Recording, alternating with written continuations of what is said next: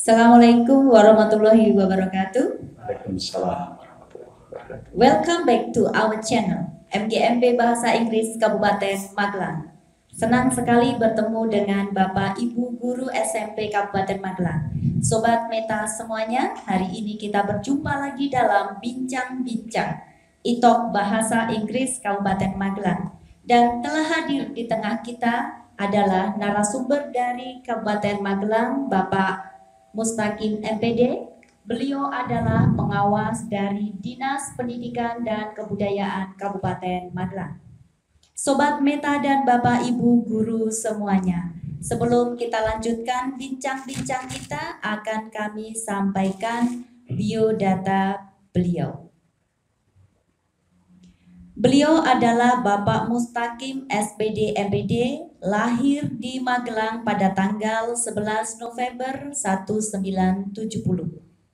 Pendidikan beliau S1 di IKIP Semarang, lulus pada tahun 1996. Kemudian beliau melanjutkan S2 di UNES jurusan Bahasa Indonesia, pada tahun 2006 beliau lulus. Kemudian prestasi beliau adalah beberapa di antaranya. Yang pertama, beliau juara 1 simposium guru pada tahun 2003. Kemudian beliau juara 1 Gupres Kabupaten Magelang pada tahun 2004. Kemudian beliau juara 1 KS berprestasi Kabupaten Magelang pada tahun 2008.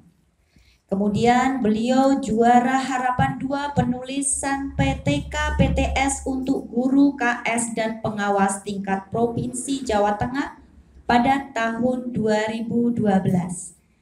Kemudian beliau adalah wakil Provinsi Jawa Tengah sebagai peserta lomba best practice manajemen KS tingkat nasional di Cisarua Bogor pada tahun 2017. Dan beliau menjabat sebagai kepala sekolah hampir selama 16 tahun. Luar biasa. Dari SMP Negeri 2 Bandungan, kemudian SMP Negeri 1 Mertoyudan, kemudian SMP 2 Mertoyudan, kemudian menjabat kepala sekolah di SMP Negeri 1 Mungkin, kemudian sekaligus menjadi BLT di SMP Negeri 1 Muntilan. Dan sekarang beliau menjabat sebagai pengawas di Dinas Pendidikan dan Kebudayaan Kabupaten Magelang. Kemudian beliau juga menulis artikel yang dikirimkan di Jurnal Media Tama LPMP Jawa Tengah pada tahun 2012. Luar biasa Bapak Ibu, Sobat Meta semuanya. Sekarang marilah kita bincang-bincang dengan beliau Bapak Mustaqim. Selamat siang Bapak Mustaqim. Ya, selamat siang Ibu Dila. Assalamualaikum warahmatullahi wabarakatuh. Waalaikumsalam. Bapak Ibu Guru yang sangat saya banggakan, utamanya Sobat Meta Kabupaten Magelang yang luar biasa. Ya, terima kasih Bapak sudah menyapa Bapak Ibu Guru serta Sobat Meta semua. Kita mulai bincang-bincang kita Bapak. Tema kita adalah mendulang pundi-pundi angka kredit di masa pandemi Bapak. Ya. Awal dari pandemi COVID-19 ini Bapak, kami Bapak Ibu Guru SMP terutama nih Bapak, kami merasa bahwa ada banyak hal yang tidak bisa kami lakukan selama pandemi ini. Kemudian kami harus bagaimana, kami harus berkreasi bagaimana terkait dengan kegiatan PKB kami Bapak. Mungkin Bapak bisa memberikan gambaran kepada kami selama masa pandemi ini, apakah kami tetap harus melaksanakan PKB? Mohon arahan Bapak Mustaqim. Terima kasih. Pertanyaan yang disampaikan oleh Budila tadi luar biasa. Jadi kita tidak terasa sudah hampir 1 tahun ya, kita mengalami atau masuk dalam suasana pandemi COVID-19 yang ternyata juga berdampak terhadap dunia pendidikan. Di tahap awal mungkin sekitar bulan Maret kita 1 semester memang betul-betul masih sangat prihatin. Kita lockdown lah bahasanya, itu hampir kreativitas kita agak banyak sekali berkurang. banyak idealisme yang terpendam. Tapi setelah kita masuk tahun pelajaran baru, kira-kira bulan Juli ya, alhamdulillah kita sudah mulai menggeliat ya, bahwa ternyata di suasana pandemi ini justru kita tertantang ya, bukan menyerah tapi tertantang dengan situasi yang ada, dengan prinsip bahwa di saat kesulitan itulah maka akan muncul kemudahan. Maka kita sebagai guru sudah selayaknya untuk mengembalikan semangat kita, melaksanakan tupoksi kita sebagai guru, mulai dari merencanakan pembelajaran, melaksanakan pembelajaran, mengevaluasi, kemudian melaksanakan tindak lanjut. Nah, PKB tidak terlepas dari kompetensi guru, termasuk juga kepada tupoksi guru. Nah, PKB yang rohnya atau nilai-nilai dasarnya adalah meningkatkan kompetensi, baik itu kepribadian, sosial, pedagogik maupun profesional. Oleh karena itu, utamanya untuk kompetensi pedagogik dan profesional ya, ini kita laksanakan melalui kegiatan PKB yang mencakup ini ada pengembangan diri, kemudian ada publikasi ilmiah dan karya inovatif. Nah, kegiatan PKB ini di masa pandemi tetap relevan dan tetap sesuai ya dengan tupoksi guru dalam rangka untuk meningkatkan kompetensi guru. Demikian. Ya. Kesimpulannya bahwa di masa pandemi ini pun tetap guru itu harus melaksanakan pengembangan diri ya Bapak. Betul, persis. Ya. Kemudian kami bisa melakukan apa-apa. Mungkin Bapak bisa memberikan arahan kepada kami apa yang bisa kami lakukan sebagai contoh, misalkan tadi Bapak menyebutkan bahwa PKB kami nanti bisa pengembangan diri, bisa karya ilmiah, inovatif, kemudian itu apa saja Bapak mungkin bisa menyampaikan contohnya, karena teman-teman itu ketika masa pandemi kemudian kami berpikir begini Bapak, ini kami tidak ada kegiatan kolektif guru, kemudian kami nggak bisa, anak tidak di sekolah, kami tidak bisa apa-apa. Nah, berarti itu tidak nih Bapak. Mungkin Bapak bisa memberikan gambaran apa saja contohnya, pengembangan diri contohnya apa, kemudian PI nanti contohnya apa, KI contohnya apa. Bapak. Untuk pilihan atau bentuk PKB ya, yang pertama pengembangan diri. Bapak Ibu bisa menyimak justru pada saat pandemi ini yang belum pernah kita alami atau belum pernah terjadi, itu kementerian sangat luar biasa memfasilitasi pengembangan diri guru. Ambil contoh seri webinar untuk peningkatan kompetensi guru di masa pandemi. Mungkin Ibu juga pernah mengikuti, ada seri webinar AKN. Itu polanya 34 jam. Kemudian seri webinar pembelajaran di masa pandemi. Kemudian kalau untuk kepala sekolah misalnya seri webinar untuk peningkatan kompetensi kepala sekolah. Itu luar biasa. Kalau Bapak Ibu menggunakan akun yang sudah diluncurkan atau menggunakan SIM PKB ya, itu Bapak Ibu akan bisa mengikuti kegiatan-kegiatan pelatihan yang termasuk dalam pengembangan diri, bahkan dengan struktur program yang cukup besar angka kreditnya, misalnya sampai 34 sampai 40 bahkan sampai 60 dengan pola mungkin on in. Jadi in-nya itu tatap muka virtual, kemudian ada tugas ya seperti webinar AKM, kemudian nanti mengumpulkan tugasnya. Nah, ini contoh pengembangan diri di masa pandemi. Meskipun polanya memang agak berbeda dengan situasi normal. Kalau situasi normal pelatihan kan tatap muka. Tapi yang sekarang memanfaatkan teknologi informasi yaitu melalui platform pembelajaran online atau daring. Kemudian untuk bentuk publikasi ilmiah, Bapak Ibu bisa menyusun diktat ya, yang sangat bermanfaat untuk membantu pembelajaran anak di masa pandemi ya. Diktat, ringkasan materi dalam bentuk modul pembelajaran. Ini sangat tepat untuk mengatasi anak-anak yang terkendala akses internet dengan modul manual atau modul konvensional. Bagi anak-anak yang akses internetnya bagus, akses online-nya bagus, bisa e-modul, elektronik modul misalnya. Kemudian untuk PTK ya, karena PTK itu termasuk jenis publikasi ilmiah hasil penelitian yang angka kreditnya luar biasa 4. Bapak Ibu di masa pandemi bisa menulis PTK dengan melaksanakan tatap muka virtual. Hanya nanti data-data untuk mendukung pelaporan itu lebih ke katakanlah bukti-bukti online atau bukti-bukti digital terkait dengan pelaksanaan pembelajaran ya, itu.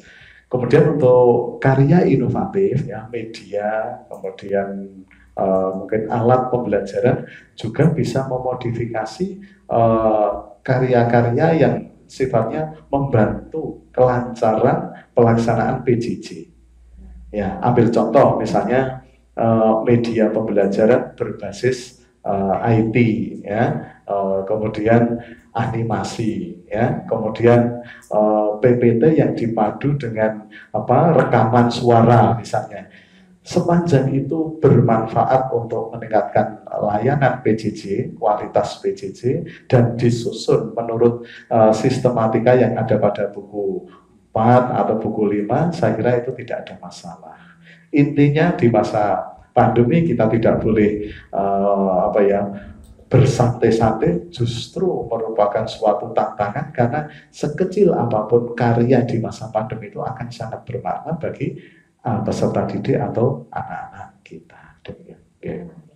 Ya, jelas sekali Bapak Ibu tentang penjelasan bagaimana nanti kita untuk PKB-nya dari PD-nya, kemudian dari PIKI-nya tadi Bapak sudah menjelaskan bahwa di masa pandemi kita Bapak Ibu guru boleh melakukan PTK.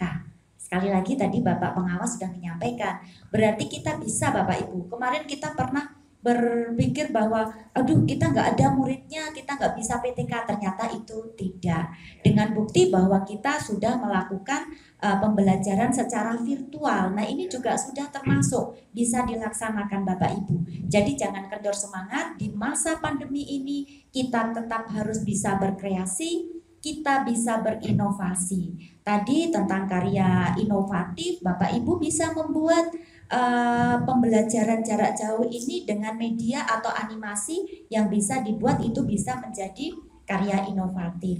Yang sewu Bapak Mustaqim, keluar dari yang tadi sudah Bapak sampaikan, berarti PKB itu bagi guru hukumnya bisa dikatakan wajib ya Bapak? Iya. Walaupun itu bukan PNS Bapak? Iya, betul. Jadi PKB itu artinya pengembangan keprofesian berkelanjutan. Ini hakikatnya atau makna yang paling dalam dari PKB itu adalah proses meningkatkan kompetensi guru. Siapa saja yang sudah menjadi guru, baik itu guru belum PNS maupun guru yang sudah PNS, semuanya itu bahkan punya hak sekaligus juga kewajiban untuk melaksanakan PKB. Kalau PKB itu siklusnya tidak dilakukan dengan benar, maka nanti kompetensi guru itu akan tertinggal. Apalagi di era sekarang, di era revolusi industri 4.0 itu yang namanya tuntutan kompetensi itu setiap waktu, bahkan setiap detik itu bisa berubah, dan tuntutannya tidak semakin ringan tapi semakin berat. Ini semua untuk kebaikan layanan pembelajaran atau pendidikan bagi peserta didik. Gitu. Ya, itu nih Bapak Ibu sudah disampaikan bahwa untuk karya tadi Bapak Mustaqim ngendiko bahwa guru di masa pandemi ini tetap harus berkreasi, berinovasi terkait dengan PKB, tidak hanya guru sebagai ASN, tetapi juga kita semua yang sudah berlabel sebagai guru, kita tetap harus melaksanakan PKB. Karya-karya kita, kemudian kreasi kita, inovasi kita harus kita kembangkan di masa pandemi, apalagi ini tadi disampaikan oleh beliau bahwa di masa nantinya kita akan menghadapi revolusi 4, revolusi industri 4.0 ya Bapak. Yeah. Nah ini guru harus kreasi, harus kreatif, harus inovatif. Kemudian Bapak, kami ada lagi yang mau kami tanyakan. Kreativitas kami, inovasi kami, ini kembali ke tema kita, mendulang pundi-pundi angka kredit. Walaupun tadi sudah disampaikan bahwa ini wajib untuk semua guru, tetapi nyun sewu untuk ASN ini kami kan juga bisa mengumpulkan angka kredit dari karya-karya kami. Seperti yang tadi Bapak sampaikan, misalkan kita membuat karya animasi. Nah, ini kami ingin pencerahan dari Bapak terkait dengan karya-karya itu. Seandainya nanti kami akan ajukan, seandainya misalkan tadi Bapak ngendiko mengajar dengan menggunakan media, kemudian di sana nanti kita tampilkan ada videonya.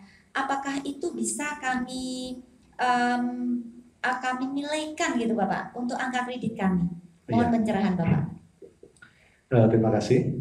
Sebelum saya menjawab pertanyaan Ibu tadi, perlu kami tegaskan bahwa PKB itu tidak identik dengan naik pangkat atau kenaikan pangkat. Yeah. PKB itu makna yang paling mendalam, upaya proses berkelanjutan dengan sungguh-sungguh untuk meningkatkan kompetensi guru. Itu. Maka PKB itu penting bagi semua guru tanpa kecuali. Kemudian terkait dengan PAK yang terkait dengan kenaikan pangkat itu suatu akibat saja. Maka tidak boleh saya melakukan PKB untuk naik pangkat, itu tidak boleh. Naik pangkat adalah sebuah akibat, sebuah penghargaan dari proses PKB yang sudah dilaksanakan dengan benar. Pertanyaan Ibu tadi terkait dengan kriteria ya, terkait dengan kriteria bentuk-bentuk PKB, baik itu pengembangan diri maupun utamanya publikasi ilmiah dan karya inovatif.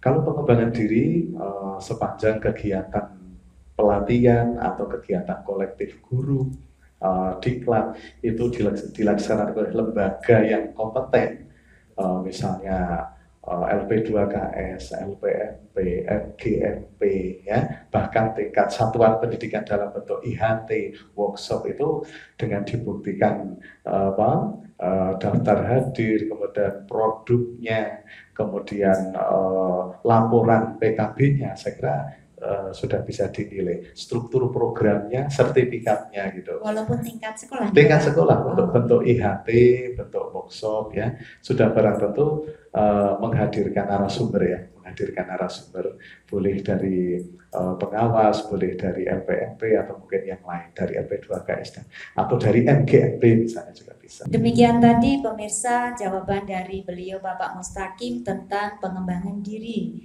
Selanjutnya pertanyaan saya adalah Bapak, mungkin Bapak bisa memberikan gambaran kepada kami apa saja karya yang bisa dibuat selama masa pandemi Bapak. Jadi mungkin rekan-rekan itu punya gambaran di masa pandemi yang serba stagnan, mau ngapain pada bingung ini. Mungkin Bapak bisa memberikan motivasi, gambaran supaya kami-kami ini bisa tetap berkarya, bisa tetap berkreasi, bisa tetap berinovasi. Monggo Bapak. Ya, terima kasih. Bapak Ibu yang saya banggakan, seperti yang kami sampaikan di awal, situasi pandemi ini merupakan suatu tantangan, ada hikmah yang luar biasa, maka harus kita manfaatkan. Bentuk-bentuk PKB, utamanya pada pengembangan diri, publikasi ilmiah dan karya inovatif, saya kira bisa kita pilih dan bisa kita pilah yang cocok pada saat pandemi ini. Yang pertama untuk pengembangan diri, saya kira pelatihan-pelatihan lewat webinar ya, baik itu yang sifatnya seminar maupun pelatihan, saya kira layak untuk kita ikuti, dan ternyata ilmunya luar biasa karena pemateri atau narasumber itu tingkat nasional ya. Mohon informasi-informasi dari kementerian ya lewat web atau lewat link itu bisa di update lah. Kemudian yang kedua untuk publikasi ilmiah itu yang paling sederhana, paling mudah dan fungsional. Artinya fungsional itu bermanfaat untuk meningkatkan kualitas pembelajaran utamanya PJJ kita. Satu, menyusun diktat. Diktat itu ringkasan materi untuk melengkapi buku paket ya, dan nanti lebih disederhanakan sehingga mudah diakses oleh study day. Diktat itu nilainya 1 semester 0,5, itu kan luar biasa. Kemudian yang kedua, publikasi ilmiah yang kedua adalah modul, menyusun modul. Ya, ini nilainya juga sama dengan diktat, jadi 1 semester, hitungnya per semester 0,5. Ini bisa menjembatani kesulitan atau keterbatasan akses antara peserta dengan guru ya, lewat modul pembelajaran ini. Jadi sudah ada diktat, ada modul. Kemudian yang ketiga, ini yang juga saya kira siklusnya lebih fleksibel, adalah best practice. Bagaimana Bapak Ibu berupaya, kemudian berinovasi dalam bentuk pembelajaran, ini bisa ditulis menjadi best practice. Kalau kepala sekolah, bagaimana manajemen, bagaimana supervisi di masa pandemi, ini juga bisa ditulis menjadi best practice. Ini nilainya 2 ya. Boleh ya, best practice tidak seperti PTS ya, tidak menggunakan siklus, jadi secara durasi juga lebih fleksibel. Kemudian khusus untuk PTK, khusus PTK ya, ini memang 1 semester ya, 1 semester boleh ya, silahkan, sudah pada tentu terkait dengan pembelajaran jarak jauh lewat tatap muka virtual atau mungkin guru kunjung. Lewat guru kunjung juga bisa dibuat menjadi PTK. Kalau karya inovatif ya, kalau karya inovatif ini saya menyarankan lebih ke media pembelajaran atau ke alat-alat pembelajaran yang berbasis IT ya, yang berbasis IT, karena saat pandemi ini memang media-media yang berbasis IT itu sangat mudah untuk digunakan dan sangat praktis. Terkait dengan pelaporannya, nanti di media ini disusun sebuah petunjuk ya, ada rambu-rambu penggunaannya atau cara menggunakannya, kemudian ada foto pernah digunakan ya, ada foto ketika digunakan dalam pembelajaran meskipun itu virtual. Nah, ini nanti didokumentasi menjadi sebuah panduan atau laporan terkait dengan menciptakan karya inovatif. Ya, terima kasih. Masih bertanya lagi Bapak. Tadi tentang foto-foto tadi yang Bapak Ngendiko pernah untuk bukti pelaporan gitu. Yeah. Itu kemudian foto ketika mengajar itu maksudnya foto anak atau foto bagaimana Bapak? Oh iya. Mungkin kalau Bapak Ibu sering mengikuti webinar itu kan setelah selesai sesi webinar itu ada foto bersama secara virtual. Jadi nanti ada kelompok 1, kelompok 2, kelompok 3, sampai akhirnya semua peserta yang masuk dalam katakanlah Zoom itu, meeting itu bisa terfoto. Nah, dalam tatap muka virtual boleh katakanlah foto-foto digital seperti itu. Tapi kalau pelaksanaan pembelajarannya menggunakan misalnya guru kunjung ya, guru kunjung, mungkin bisa langsung foto manual seperti biasa begitu. Berarti itu nanti dilampirkan di laporannya iya, ya, data pendukungnya. Oh, okay. Iya.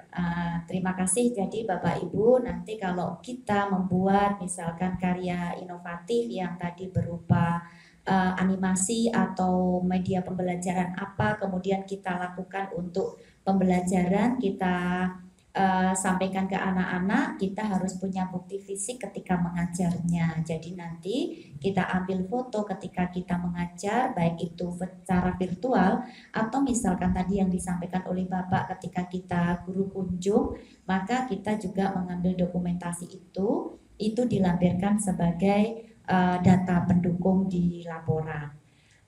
Masih bertanya lagi Bapak? Misalkan ini Bapak, teman-teman itu kalau menyusun PTK katanya, ini juga katanya nggih Bapak, itu kalau di dinas itu banyak yang ditolak. Nah, kami selaku mewakili Bapak Ibu guru, mungkin Bapak bisa memberikan penjelasan mengapa. Ini terkait dengan kita mendulang angka kredit Bapak ya.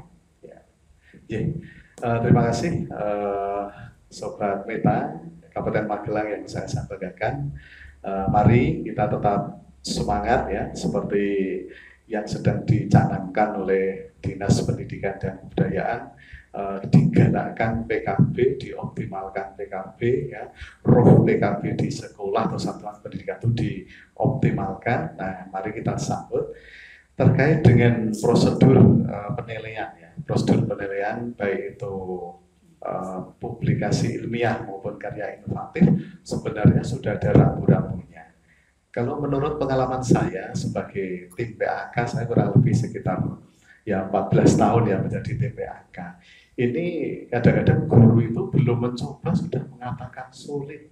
Mungkin baru katanya ya, belum mencoba. Setelah diklarifikasi, Ibu, Bapak sudah mengajukan belum banyak katanya, sehingga sudah takut bayangkan dulu. Atau mungkin di tempat lain saya mendengar trauma karena pernah ditolak. Sebenarnya ketika ada penolakan, ada revisi, kemudian dilakukan revisi seperti yang dituliskan, saya kira juga tidak ada masalah. Jadi, ini selalu saya tekankan di sekolah-sekolah, di FGP, Bapak Ibu Guru, tidak usah khawatir ya, di kabupaten itu ada tim PAK, ada tim teknis, bahkan terobosan yang luar biasa ini sekarang ini ya sudah berjalan sekitar 2 tahun ini, ada tim posko ya. Jadi kalau Bapak Ibu mengajukan PAK, kemudian ada revisi, dikembalikan ya, kemudian sudah direvisi dikembalikan lagi kok masih ada catatan, nanti masuk ke tim posko itu yang bersangkutan guru itu maksudnya bisa ketemu dengan tim di posko, yaitu di ruang pengawas SMP ya, itu nanti akan ada penjelasan sehingga birokrasinya itu sudah lebih sudah lebih mudah, sudah lebih pendek, sehingga harapannya nanti fasilitasi kenaikan pangkat guru utamanya yang sudah 4A ke 4B dan seterusnya itu nanti akan berjalan lebih lancar lagi. Itu Ibu. Terima kasih Bapak penjelasannya. Berarti itu hanya rumor Bapak Ibu Sobat Meta semuanya. Semangat ya Bapak Ibu semuanya, monggo membuat PTK. Tadi Bapak sudah ngendiko ada tim PAK, ada tim teknis, ada tim posko. Seandainya nanti PTK Bapak Ibu dimajukan, kemudian nanti ada revisi, monggo Bapak Ibu direvisi. Kalau memang harus ada yang perlu diperbaiki, silakan diperbaiki. Kalau ada yang perlu ditanyakan, ada tim posko ya Bapak, tadi Bapak ngendiko. Nah, mungkin di sana Bapak Ibu bisa berkonsultasi. Jadi jangan berkecil hati, tetap semangat. Apalagi di masa pandemi ini Bapak Ibu, mari kita optimalisasi tugas kita sebagai guru. Mari kita tetap berkreasi, mari PKB tetap kita laksanakan. Kami lanjutkan pertanyaan berikutnya terkait dengan publikasi ilmiah Bapak. Ada pertanyaan dari rekan, itu begini. Seandainya sudah punya PTK atau best practice terkait dengan kenaikan pangkat yang dari 4A ke 4B. Nah, itu disyaratkan harus ada artikel yang termuat di jurnal ya. Nah, ini bagaimana Bapak? Jadi teman-teman itu banyak yang terkendala karena syarat ini. Mungkin Bapak ada solusi untuk kami. Terima kasih. Terima kasih, pertanyaan yang luar biasa, Sobat Meta Kabupaten Magelang yang saya banggakan. Apabila kita sudah punya karya publikasi ilmiah, baik itu berupa best practice, laporan best practice ataupun laporan PTK, itu bagus sekali untuk dipublikasikan lagi. Ya. Ya, sebenarnya laporan PTK kemudian laporan best practice itu kan sudah publikasi, tapi ini bisa dipublikasikan lagi melalui jurnal ilmiah. Hanya ini harus diubah dari laporan best practice dan laporan PTK atau laporan PTS menjadi artikel. Nah, artikel yang dimuat di jurnal ilmiah itu menjadi persyaratan ketika Bapak Ibu naik pangkat dari 4A ke 4B. Sedangkan laporan penelitiannya, baik itu PTK maupun PTS, itu dipersyaratkan dari 3D ke 4A. Nah, untuk fasilitasi publikasi ilmiah, itu di Kabupaten Magelang, alhamdulillah sudah ada fasilitasi, yaitu jurnal Avicenna. Ya, ini yang sudah periodik, terbit, maka silahkan nanti kalau sudah memiliki artikel, silahkan nanti bisa dikirimkan ya, atau berhubungan langsung dengan Dewan Redaksi Avicenna.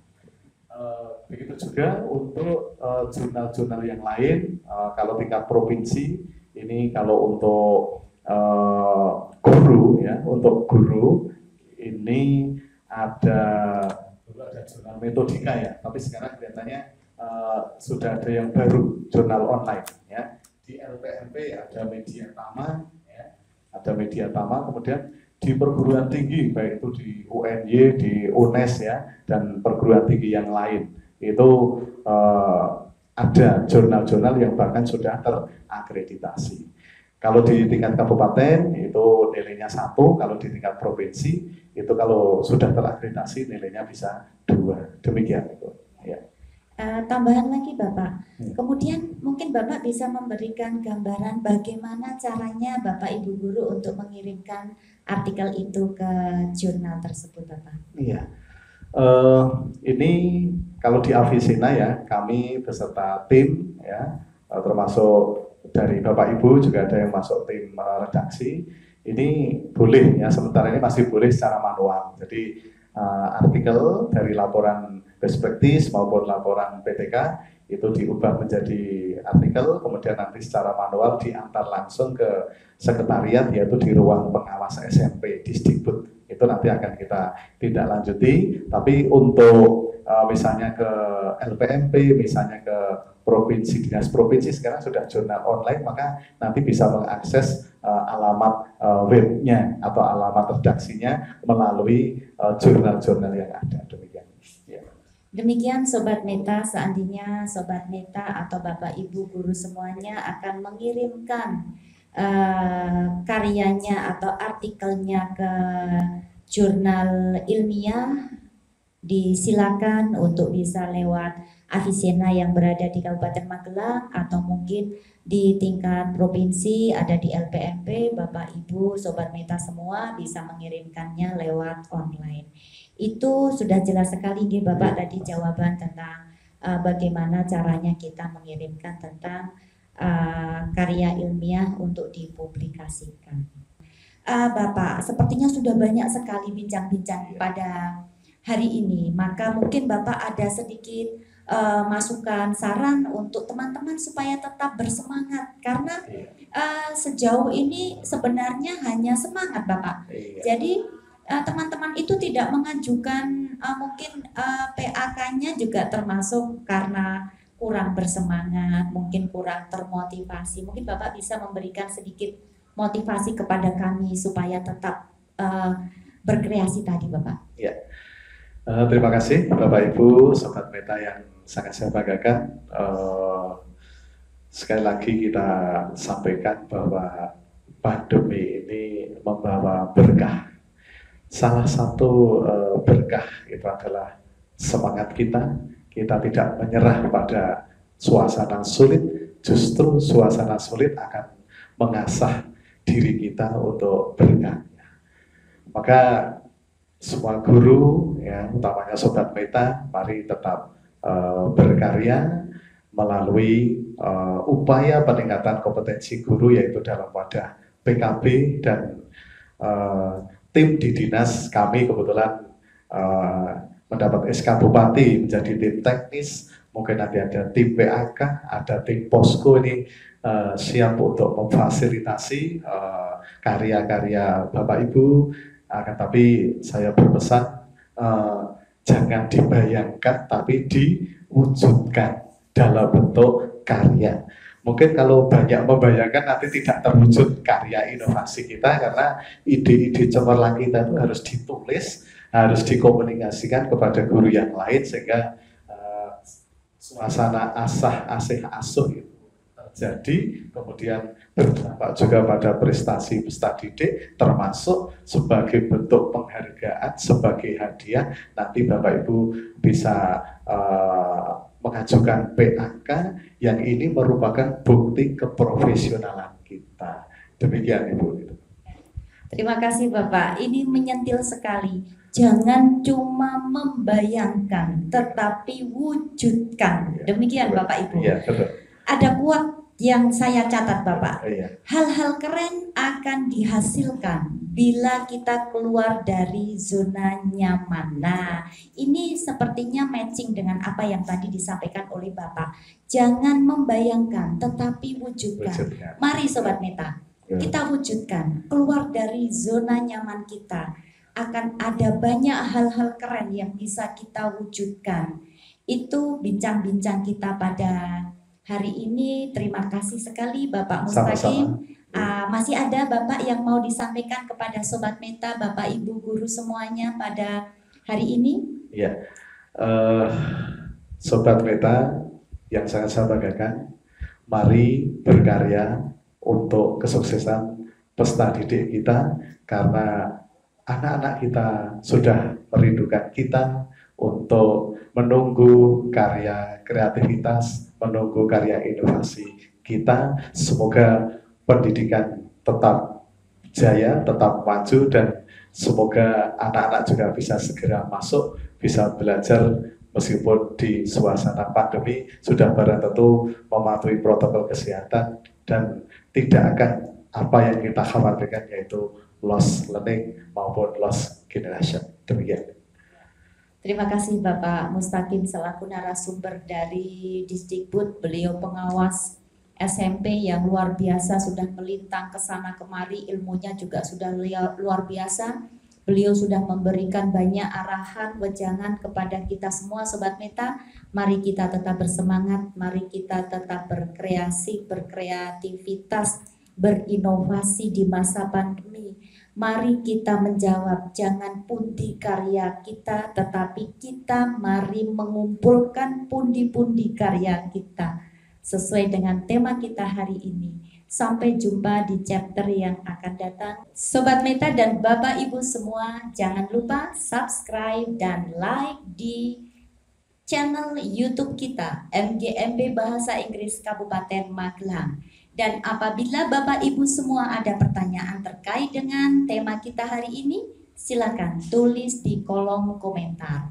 Maka nanti akan kami tanggapi. Terima kasih, sampai jumpa di chapter yang akan datang. Wassalamualaikum warahmatullahi wabarakatuh.